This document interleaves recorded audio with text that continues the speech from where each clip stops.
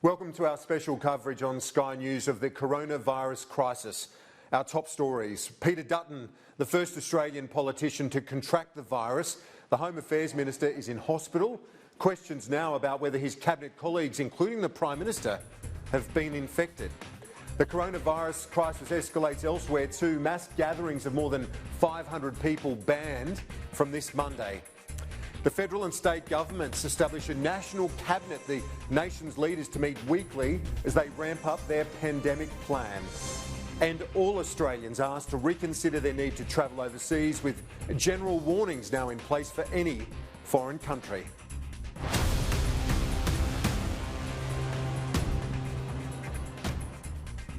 Good evening. Australia is facing a pandemic threat unprecedented in recent history, and in response, today our nation's leaders have announced an unprecedented reaction. Tonight we'll take you through what you need to know about mass gatherings, travel warnings and the government's response. First, let's go straight to our political editor Andrew Clennell on this breaking news over the last hour or two about Peter Dutton. Andrew, Peter Dutton, a senior minister in the cabinet, has spent hours with colleagues in the last few days, and he's tested positive now to COVID-19. What are the implications of that for the government? Well, the implications are rather large, Kieran. You've got cabinet ministers who are awaiting advice from the Prime Minister's office at the moment as to whether they need to be tested for COVID-19. I've just spoken to one of them. The Prime Minister's office, in turn, is getting advice from the Chief Medical Officer as to whether the cabinet ministers need to be tested. Normally, the public health information is if you are at close quarters to someone for 2 hours, you should go and get tested. On Tuesday, there was a 4-hour cabinet meeting. We could have a situation the entire cabinet, including the Prime Minister, is being tested. It's also been put to me, we could have a situation where the Chief Medical Officer himself is required to be tested, because it's been suggested to me that Mr Dutton might have been at an NSC meeting or some other forum where Mr Murphy was present for some time as well. So that really is extraordinary stuff. Let's have a look now at the statement Mr Dutton released just before 6 p.m. tonight. He said, "This morning I woke up with a temperature and a sore throat. I immediately contacted the Queensland Department of Health and was subsequently tested for COVID-19. I was advised by Queensland Health this afternoon that the test had returned positive. It is the policy of Queensland Health that anyone who tests positive is to be admitted into hospital, and I've complied with their advice. I feel fine and will provide an update in due course." On the Today Show this morning, the host on Channel 9 announced that Mr Dutton wasn't coming on because of a stomach bug. Now let's have a look too at a social media a post from Mr Dutton's recent trip to the US, where you'd have to guess that he got that from. Let's have a look. He met Ivanka Trump, Donald Trump's daughter and senior advisor. He met Attorney General William Barr and several other important people.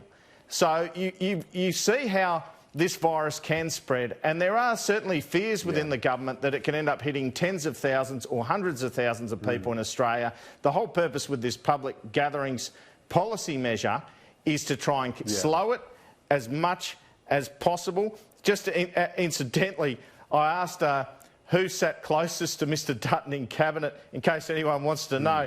Simon Birmingham, Karen Andrews and Susan Lee, I was told. So they'll be first out the door getting tested, I reckon. I would have thought so, and we know that the Treasurer has been sick the last few days as well. He's been working overtime on the stimulus package, so their immune systems, you'd have to think, aren't the best right now anyway. So you've got a situation where one of the senior politicians in the land has got this, and the question is, Andrew, if others have got it as well, how does Cabinet come back and pass the stimulus package?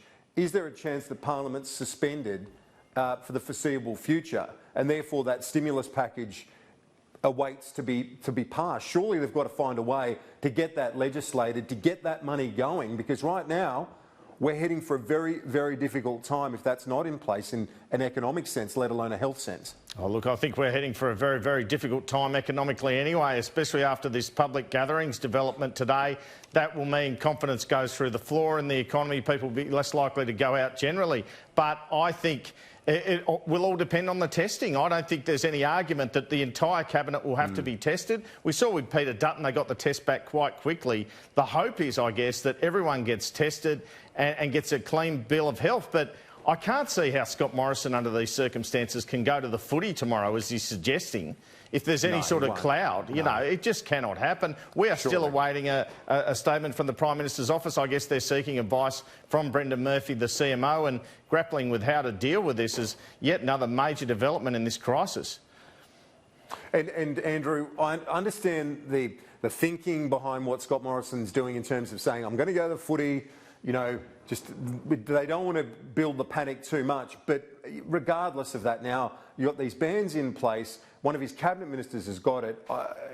There's no way he can go because, as you said quite rightly at the top of the program, if you've been exposed to someone, you're meant to self-isolate. Well, he's kind of getting dragged to not going to the footy, isn't he? Like, you know, he acted quickly on the travel ban with China, but on a couple of other issues here, it's like circumstances have forced him into a situation like the ban on public gatherings, and it is contradictory that he said he would nevertheless go to the football. That was quite confusing. I'm not sure, to be frank, that that's the ideal message. It turns out probably he won't be going anyway, but you can't, no. I don't think so. On the one hand, don't go to the footy, but I'm going to the footy. I mean, it just makes no sense. The argument that's been put to me this afternoon on that, Kieran, is he doesn't want to create panic, the sort that saw toilet paper just fly out of stores and be overrun. He doesn't want to create hysteria. That's been put to me as a difficult balance. He wants to show it's not that bad. Very much the language is they're ahead of the curve, and they are. They're acting, they see themselves as acting, the government and governments, before it gets worse. What was put to me today by a state government official is that they were surprised that there hadn't been action on public gatherings and that Mr Morrison was looking to go to the football because they said he must be getting the same advice as us, that it's coming hard and it's coming fast and you need to get out ahead of it. That's what happened at that COAG meeting. After a phone hookup of the medical officers, they got out ahead of it. The other development that occurred before that COAG meeting, as I understand it, there was some modelling provided to government which showed very clearly that if they acted harder, if they went harder, there'd be less pressure on the hospital system, and that would help them in the long run, Kieran. Well, Andrew, we will explore that a bit later in the program as well, some of that information, but I appreciate that, Andrew Clennell. Thanks. Let's go through some of the details for our viewers now. I want to go through all of the developments as they've occurred throughout the day today because there's a lot to get through. First of all, gatherings, 500 plus, banned from Monday. Excluded from that, airports, schools and universities. As Andrew and I were discussing there, the Prime Minister at this stage still going to the NRL on Saturday, but as we both said, we cannot see how that happens now, given Peter Dutton is in hospital with coronavirus, one of his cabinet ministers who Mr Morrison had spent a few hours with during the week in terms of the cabinet meeting. So I don't see how that continues. Now, National Cabinet to meet weekly, premiers, territory leaders, Prime Minister. Weekly meetings, first one on Sunday, most meetings via phone, arrangements to cope with the crisis, of course. Now, the message to Australians is reconsider all overseas travel, avoid non-essential travel. There's no ban on European flights at the moment, but bans remain on China, Iran, South Korea and Italy. Our political reporter Trudy McIntosh was at today's historic COAG summit, the first of these national cabinets. This is her report from the talks. An empty stadium, the background for the Prime Minister's crisis talks with the states, as the government acts on medical advice to recommend all non-essential gatherings above 500 people be cancelled by Monday. That, of course, doesn't include schools, it doesn't include university lectures, it doesn't mean people getting on public transport or going to airports. It's a recommendation, but not a ban for now. And there's been an abundance of caution in our approach. It is simply to slow the rate of transmission of the coronavirus within Australia. There is now early evidence of community transmissions. The future of all major sporting matches across the country in doubt. The NRL and the AFL aren't one of them, and we'll leave them to make their decisions about how they manage those issues, but we'll set the ground rules. But as for this weekend, Mr Morrison will still go to the NRL, rejecting suggestions that sends a mixed message. The fact that I would still be going on Saturday speaks not just to my passion for my beloved Sharks, it might be the last game I get to go to for a long time. Question marks too over church services. They'll do something common sense like hold multiple services at different periods of time over the course of a weekend. The travel advice has been increased. All Australians now advised to reconsider the need to go overseas. But for now, no changes to the existing ban on foreigners arriving. Most of the people now travelling to Australia are people coming home. The government is racing to obtain more testing equipment with supply chains disrupted. As the Chief Medical Officer reveals, he thinks too many Australians without sufficient symptoms have been tested. We're working through a new testing paradigm. After a marathon 5.5-hour meeting, the Prime Minister has revealed a national cabinet will be established with every state and territory leader. They will be meeting weekly for the foreseeable future to discuss the coronavirus outbreak.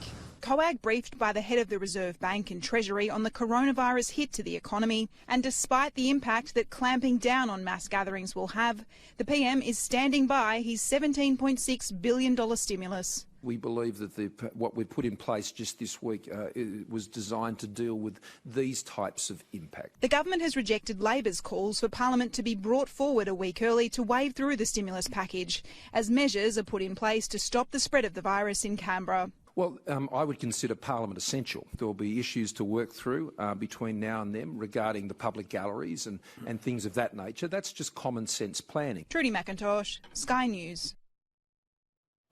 Joining me now is my colleague Annalise Nielsen, and with us is the AMA President, Dr Tony Bartoni. Thanks so much for your time. Good evening. Do you welcome the measures as announced today? Do they go far enough? Clearly, we welcome the measures. This is really an evidence and scientific next step to try and really significantly reduce the extent and the spread of COVID-19 in the community. Will it reduce the spread, though? Because from what I can gather, this is about slowing it down. Will it reduce the number of people that get it? Reduce the spread in the coming months. So clearly, yes, the spread will continue. What we can do is what we call flatten the curve, and that is the extent and the depth that it spreads through the community and the rate at which it spreads. When it comes to the situation in Australia, we've been comparing ourselves a lot to the Northern Hemisphere, but do we have a particular challenge in that we are heading into our own flu season for winter? Yes, the two good points you make. So the Northern Hemisphere has been in a flu season, and that's obviously the part of the reason behind China and the epicentre of Wuhan in the first instance, and then the spread through the rest of Northern Europe. The impending and the advancing flu season that comes every year between the May, June through to September is going to be a challenge, and immunisation against influenza is going to be a significant part of that response. But yes, the mirroring of those Northern Hemisphere countries gives us a reference point what might happen if we don't take these hard measures now. Does this virus prosper in colder climates? Look, that's a very good point, and clearly some of the evidence points to that, and it's been in terms of the rate of spread, but here we are still in very warm conditions here in Australia, and we're seeing the numbers spreading as they are. What do you make of the government announcing that they will limit group meetings of over 500 people on Monday now? We have a whole weekend of events that are going to take place in that time, including what was going to be the footy. It looks like Mr Morrison won't be going, though, if he's getting tested for coronavirus. Absolutely. So clearly we have two quick messages there. The responsibility of each and every one of us to, even though that doesn't start till Monday, we need to make a decision. What's my role in this? How do I, as a community, a part of a community, want to assist in that fight against COVID-19? The risk is small today, but we know that community transmission is occurring now in a number of pockets, and the longer we delay, the more likely that we will see a higher peak. Peter Dutton has coronavirus. He's confirmed that via his social media accounts this evening. Does that mean all of the cabinet will have to get tested, because he was in that cabinet meeting on Tuesday of this week for a number of hours? So clearly, according to statement, he was symptomatic this morning. Now, that has to be confirmed, and we go back 24 hours from the date of appearance of symptoms. But notwithstanding that, once we've got the details, the appropriate contact tracing will occur. Dr Bartoni, thanks as always, appreciate it. My pleasure. Let's look overseas now, where the United States is going deeper into lockdown. Major sporting leagues axed, Disneyland closing its doors for the longest time in its history. In New York, a state of emergency has been declared, the drastic move closing down world-famous theatre shows on Broadway. The lights are up, but the curtains are down on Broadway, and for once the show must not go on. I'm totally disappointed. I got refunded immediately. They're very kind. Performances at New York's biggest tourist attraction cancelled until at least April 12. Theatres in Los Angeles also shutting down for the rest of the month. Still a whole lot of questions about what that's going to mean for this season and what that's going to mean for people's livelihoods. Drastic restrictions to help fight an invisible enemy. No gathering with 500 people or more. Across America, more than 1,600 people have been diagnosed. Well, relative to other countries, we have very few cases. It's going away. We want it to go away with very, very few deaths. Washington DC's Capitol building now closed to the public, and the happiest place on earth is soon to become the loneliest place.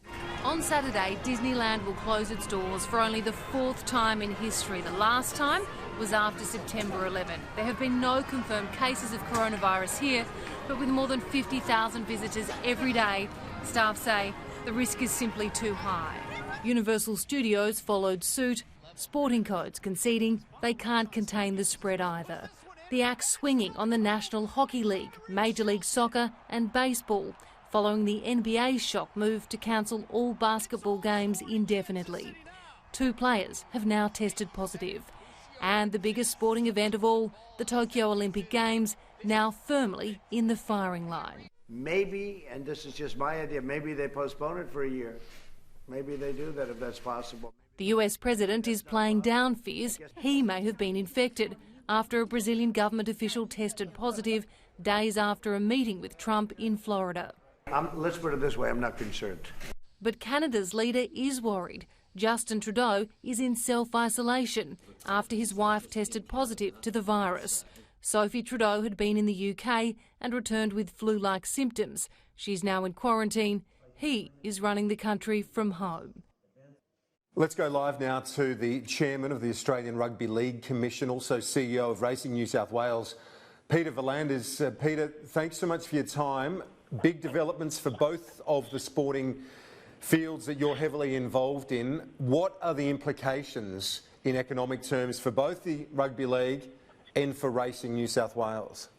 Oh, look, the downturn in revenues will be dramatic. There's no doubt about that. But we're in extraordinary circumstances, and we've just got to make the best of it. And we'll certainly be looking after participants both in racing and in rugby league to ensure that they continue to receive the income and get through this hard time. So basically, the plan is at the moment to proceed, but without audiences, without crowds either at the racing or at the rugby league. That's right. This weekend we're going with the crowds. I think it was a bit too late to change tack now. We went last night. But starting from next Monday, we will certainly be playing to empty stadiums in rugby league and empty race courses in racing. We certainly respect and abide the government's ban on 500 people plus, and we will take extraordinary steps to make sure that we have the best biosecurity measures at these grounds that have got no people in them. And I guess obviously trying to monitor the health of those in rugby league, the players, the trainers, the coaches and so on, who are obviously often in close quarters and certainly are during matches. Absolutely. And look, we have contacted both sports with notices letting them know what hygiene they should be undertaking, what steps they should be undertaking to minimise the risk of them catching the virus. But look, their health and safety is paramount. That's what our number one priority is. But at the same time, in rugby league, we need to play the game. Otherwise, the game will be certainly in some financial stress because we get our most money from broadcast. And if we can't broadcast the matches, well, then we can't get the revenue to play the players. And that has an enormous multiplier effect through the whole game. And, rugby league is what we look at, that's what we're tribal at and what relaxes us. It's part of the fabric of our society. So, sport is a release. And in these moments, we need it more than ever. Yeah, it's a very good point, Peter V'landys. It's when people are going to be often at home, with self-isolation, being quarantined, and obviously gatherings of more than 500, which will end as of Monday, it is a time when people will be looking to their TV screens, to their sporting codes, to their favourite teams to give them a little bit of hope and distraction at a very difficult time for the nation? I think the word is distraction. We follow our teams to distract us from other elements of life. We get tribal, we get passionate, and we escape into another reality, and that's what sport does. And it also brings people together and brings friendship and a lot of other factors. And we need to continue to do that. And my job is to ensure that we can continue to play the game and do everything, even drastic measures, so as we can play the game. Because if we can't, it has enormous consequences, both economically and socially.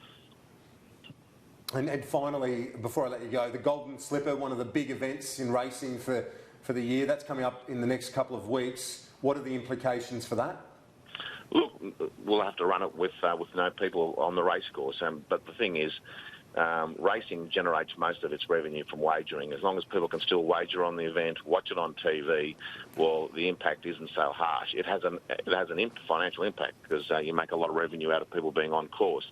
But the majority of our revenue comes from wagering, so we'll continue to run those big race meetings. We'll probably be running them at a loss, but in saying that, we need to continue paying the money to our participants and the owners who make significant investment in horses. We need to look after them.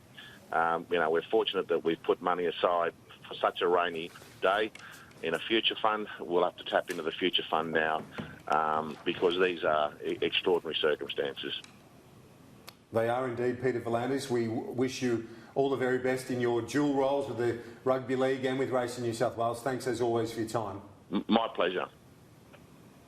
Let's go back now to Annalise Nielsen and Andrew Clennell, and we've just received a statement from the Prime Minister. We've been wondering what are the implications for the PM, for Cabinet, and following advice, the confirmation that the Minister for Home Affairs has tested positive for coronavirus. In advice provided to the Prime Minister this evening, the Deputy Chief Medical Officer has said that only people who had close contact with the Minister in the preceding 24 hours before he became symptomatic need to self-isolate.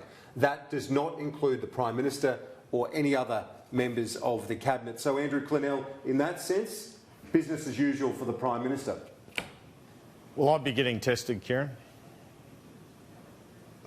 Yep. Well, given he was, he was in the room for a number of hours, yeah. I mean, if he shook his hand, I think common sense says, and for the confidence of the nation, they should get tested. I understand what the medical advice says, and you've got to accept that.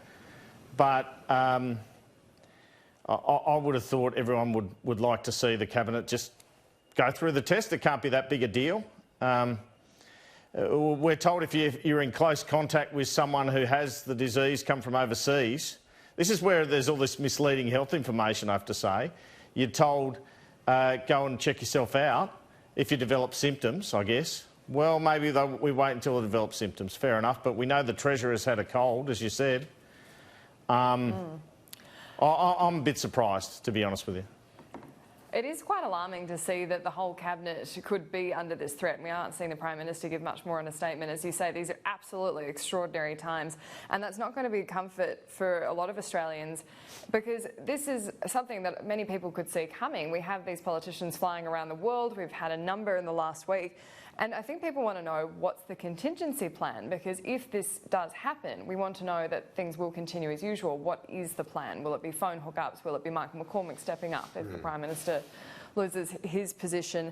And I think that this is pretty extraordinary times, and there's still that question about whether the PM would be going to the footy, I guess, if we're still waiting to see the confirmation that those crowds have been canned. And Andrew, I don't know what your thoughts are in particular on this response from the PM. Do you think the statement's enough? Well, Andrew, before I go to you, let's go back to the Prime Minister and recap his announcement earlier in the day. Have a look.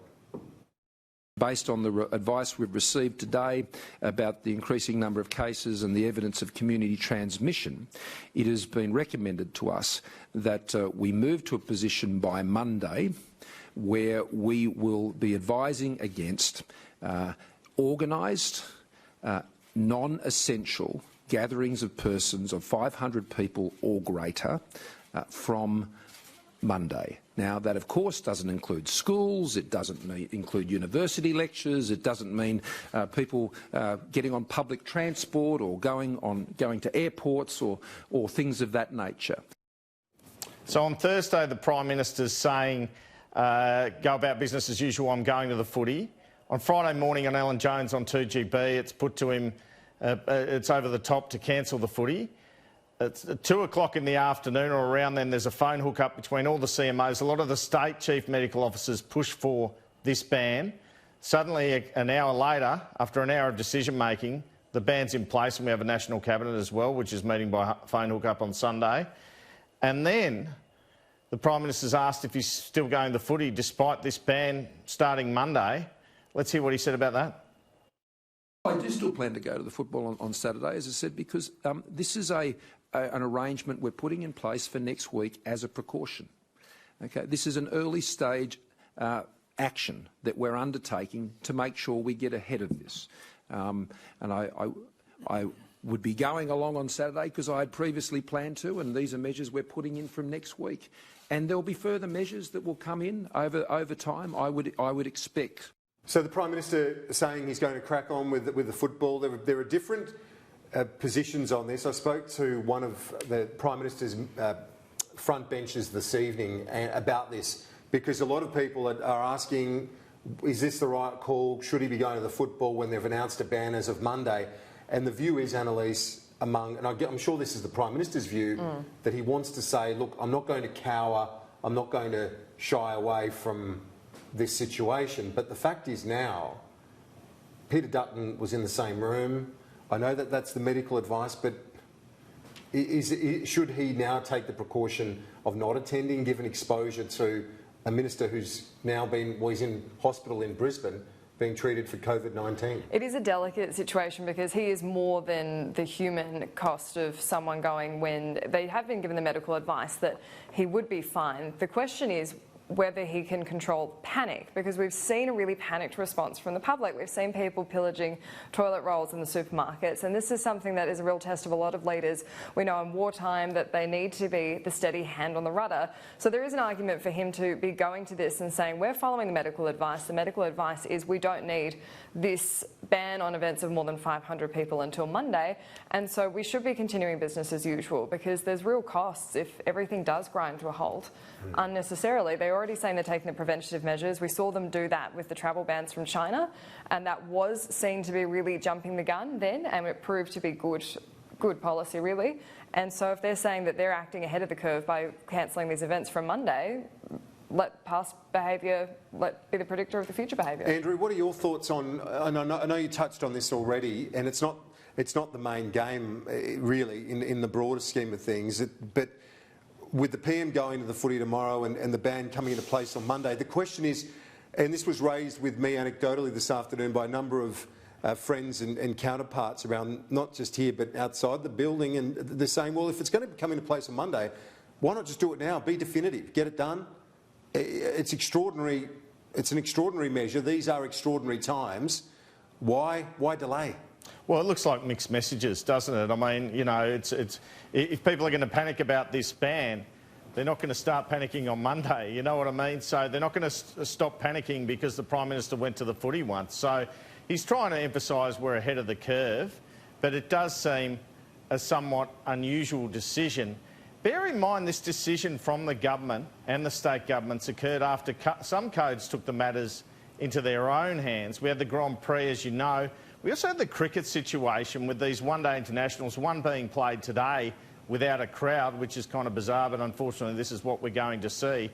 It's been put to me that cricket authorities met last night and they decided that, you know, they were waiting for the leadership from the government on it. They wanted to get out ahead of it. One of the reasons they wanted to get out ahead of it, Kieran, was because the T20 World Cup women's final, someone in the crowd had coronavirus, and that became apparent yesterday. Also, I'm told there was a rugby game at AAMI Stadium in Melbourne about a week ago. The same thing happened. So cricket authorities were thinking ahead, and they were kind of in front of the government on this one. Let's have a listen to what Scott Morrison said about when this ban on public gatherings might end.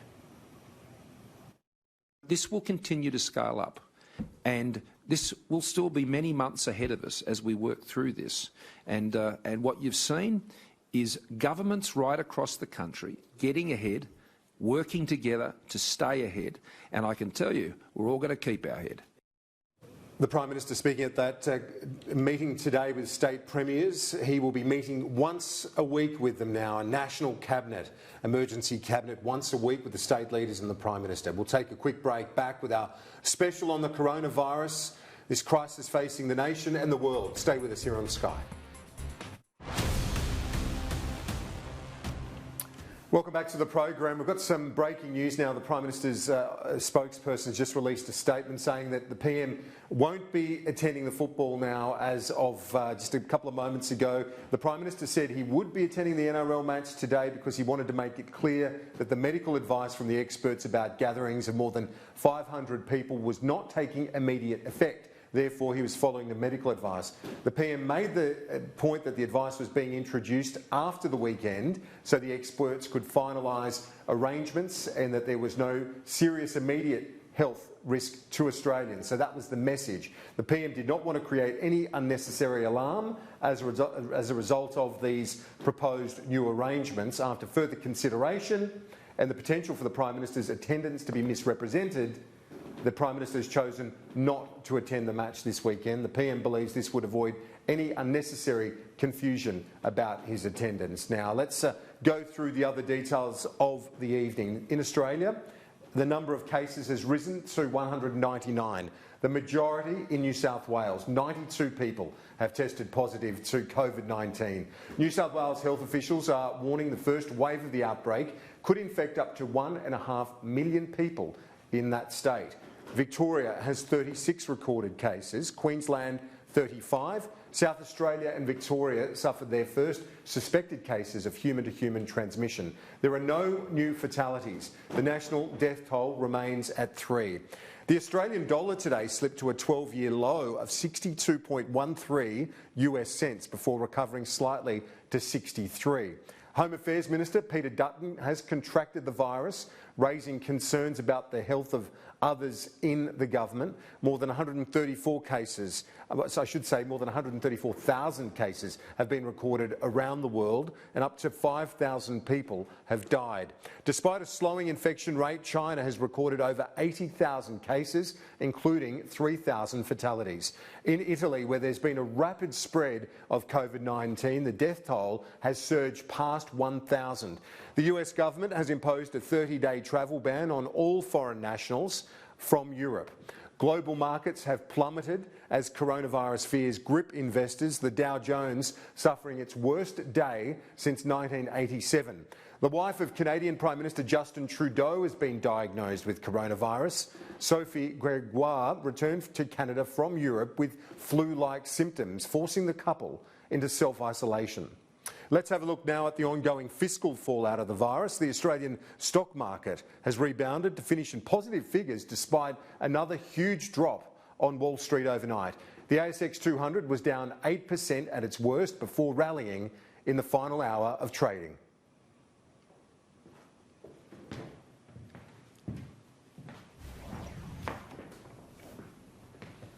Okay. Sydney, on the outside, all sunshine and smiles. Inside, for our share market, there was no masking it. Carnage. A single word headline to show what's happening in the markets at the moment. I think markets are definitely in a full-blown panic. I think investors are running scared. Initially, there were losses largely across the board, but particular companies were hit hard. Qantas slumped, as did Sydney Airport. Travel and tourism is at the epicentre of this crisis. And travel agent Flight Centre losing investors and announcing it would close 100 stores. The boss not happy with travel bans. The idea of groups of no more than 500 people and stopping the Grand Prix, it's just ridiculous when you consider what it is. Australia has 900,000 active investors, though, bailing on stocks and putting their money into cash, the feeling being no return is better than a negative return.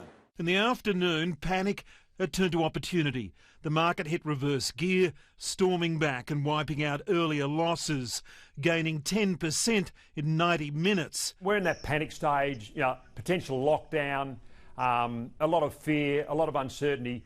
we will go through to a phase of normalisation. But it's unlikely the volatility is over. It won't be until we see a peak in infection rates and infection rates starting to drop that share investors might find some comfort. Friday the 13th, the day the money market will remember.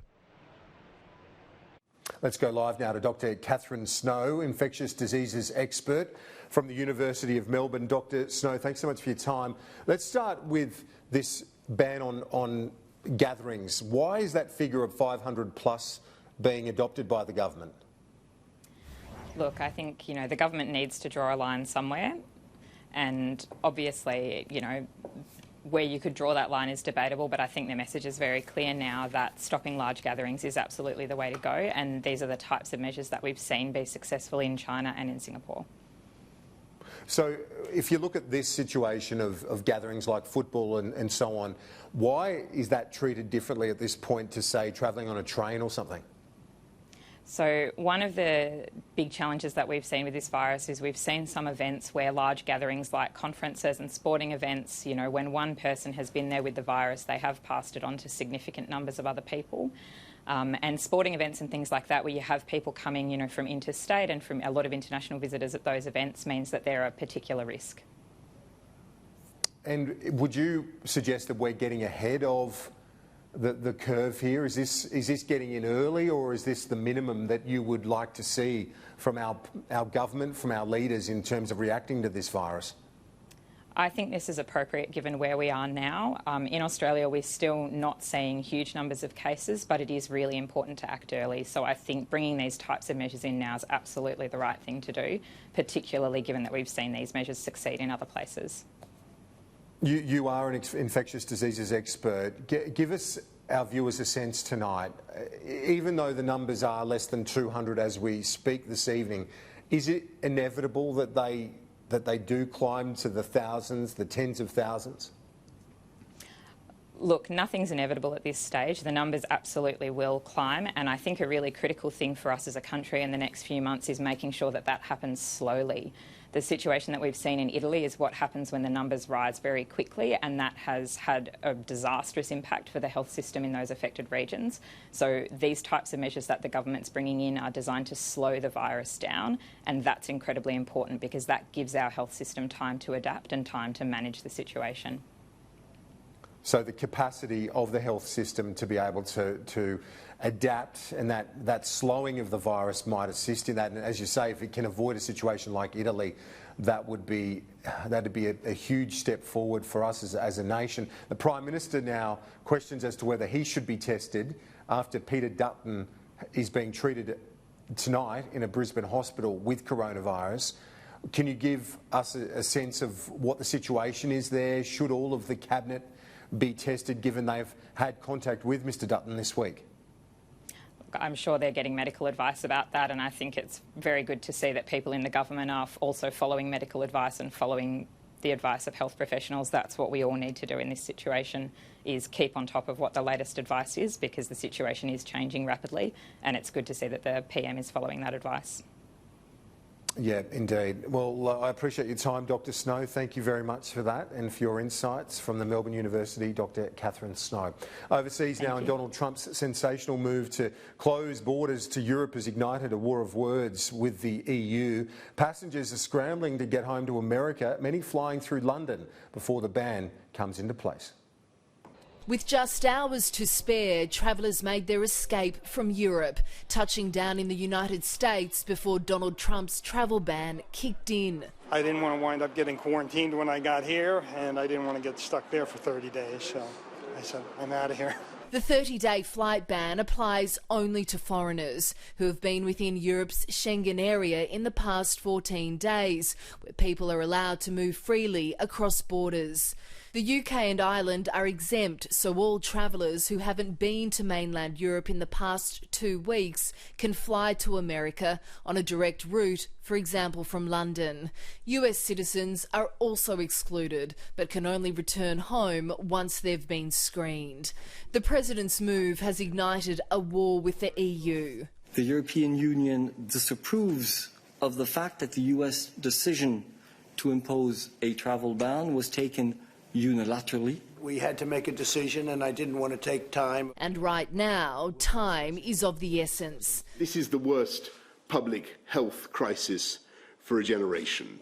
But Boris Johnson's response effort is yet to match the seriousness of his words. Schools will remain open, despite France, Norway, Denmark and Ireland shutting their doors. The scientific advice is that this could do more harm than good. The British Prime Minister has also decided against cancelling major public events. Self-isolation, the new norm, as authorities try to chase down a killer virus which has potentially infected 10,000 people in the UK. Many more families are going to lose loved ones before their time.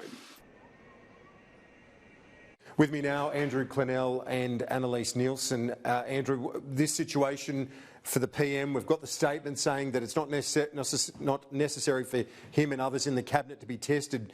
What's your view? Do you think he will be, given the Home Affairs Minister's in hospital right now?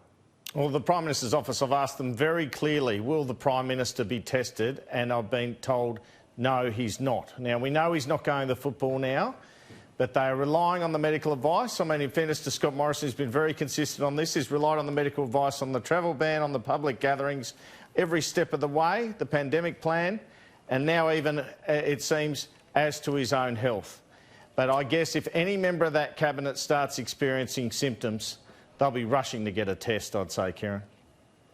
Absolutely. And a smart move, Andrew, before I let you go, on the football, to pull out of that, I would have thought. Oh, absolutely. I mean, he just can't afford mixed messages here, the PM, and you know, just members of the public you talk to, people in the community wondering what is the story here, why is the PM going to footy? It was one of the biggest items of discussion today around that mass gathering ban. So he says he doesn't want it misrepresented. Well, perhaps he's also realised it's not the politically smartest thing to do, let's face it.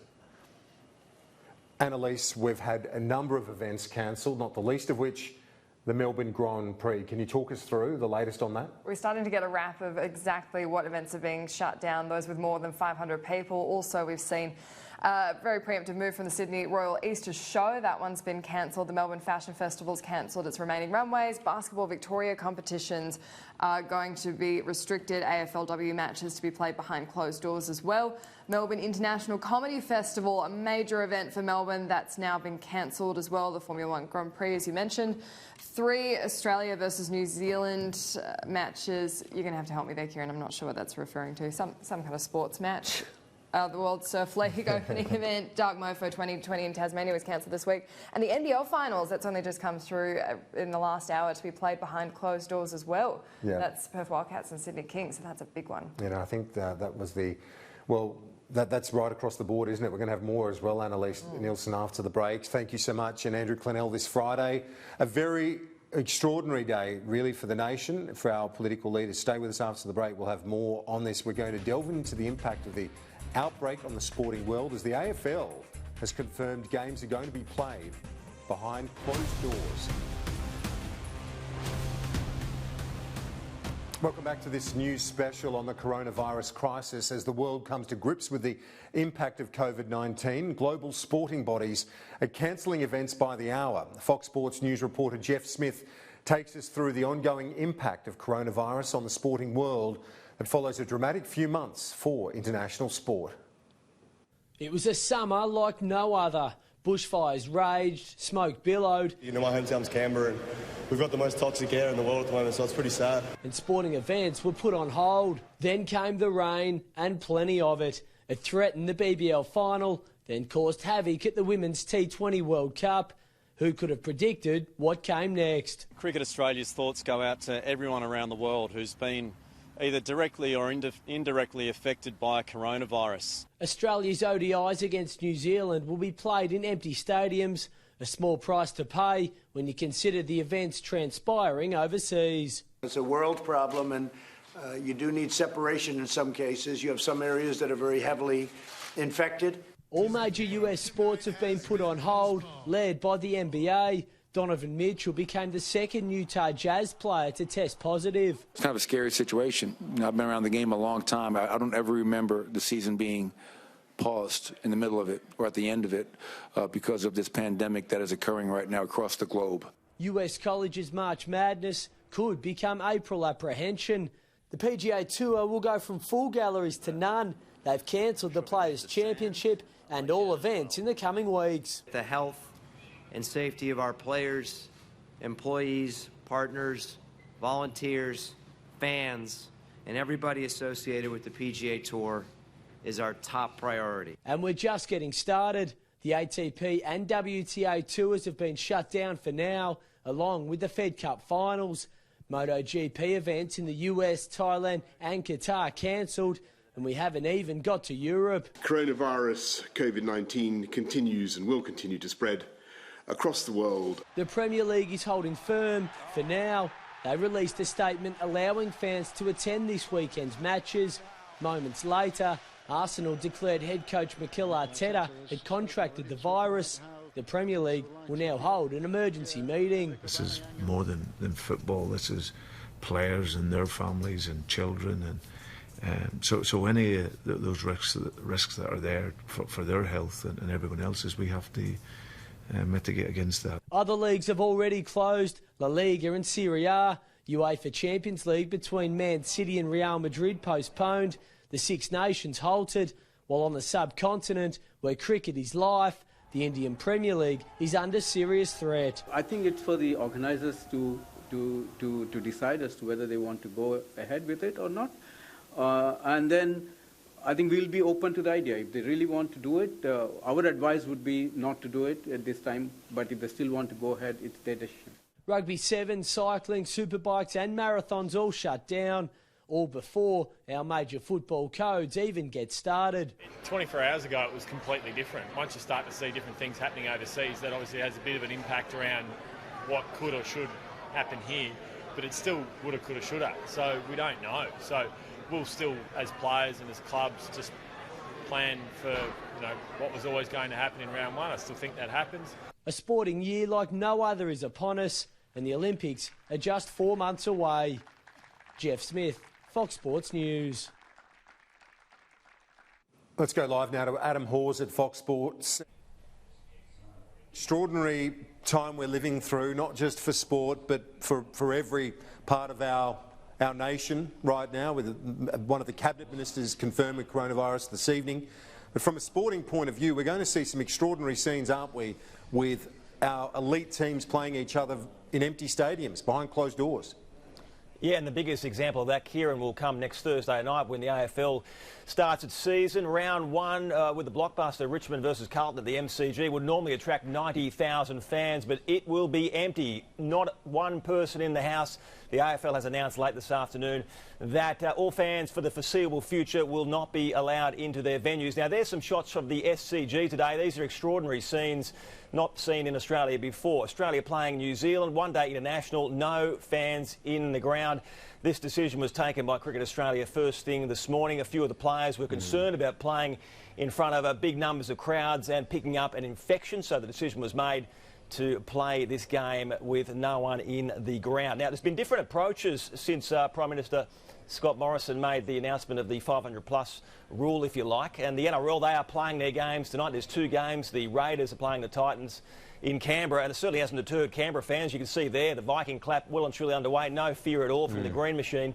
While there's a big game in Townsville tonight between the Broncos and Cowboys, the new stadium being unveiled. Super Rugby, they are playing their Waratahs Brumbies game, no change there. A-League, they are playing the Raw Mariners tonight at Suncorp Stadium, although I can tell you there is no one at that ground anyway. An incredible game, incredible day, but the NBL, they've taken a different approach. They are locking out fans from tonight's grand final game 2 in Perth between the Wildcats and the Kings. Would normally get 14,000 there. And Adam, one of the biggest business in sports stories of this year is the Olympics, and there's a huge question mark hanging over the Olympics now, just 4 months away. Well, there has to be, Kieran, doesn't there? I mean, here at Fox Sports News today, we have just had rolling stories, breaking news about all these sporting events going by the wayside, and it's just going to keep going. So the Olympics certainly could be in the firing line. For example, we had the National Swimming Championships today cancelled for the first time since World War II. It just seems nothing safe, so you can't rule anything out.